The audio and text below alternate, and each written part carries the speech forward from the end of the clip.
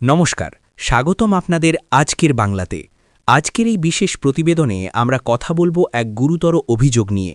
পশ্চিমবঙ্গে voter data লিকের অভিযোগে নির্বাচনী দপ্তরের আধিকারিকদের বিরুদ্ধে এফআইআর।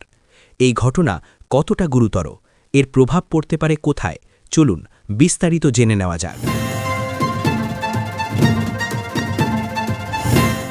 সম্প্রতি পশ্চিমবঙ্গে ভোটারদের ব্যক্তিগত তথ্য ফাঁস হওয়ার অভিযোগ উঠেছে।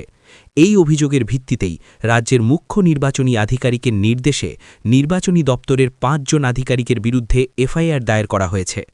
অভিযোগ অনুযায়ী ভোটারদের নাম, ঠিকানা, পরিচয় সংক্রান্ত তথ্য নিরাপত্তাবিধি লঙ্ঘন করে বাইরে চলে যায়, যা শুধুমাত্র প্রশাসনিক গাফিলতি নয়, বরং ভোটারদের গোপনীয়তার উপর বড় আঘাত বলেই মনে করছেন বিশেষজ্ঞরা।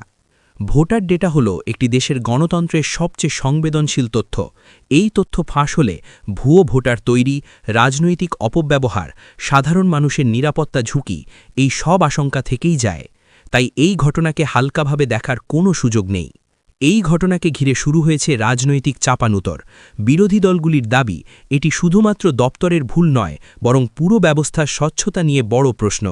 অন্যদিকে প্রশাসনের তরফে জানানো হয়েছে, ঘটনার পূর্ণ তদন্ত হবে এবং দোষী প্রমাণিত হলে কড়া ব্যবস্থা নেওয়া হবে। এই ঘটনার পর সাধারণ ভোটারদের মধ্যেও উদ্বেগ বাড়ছে।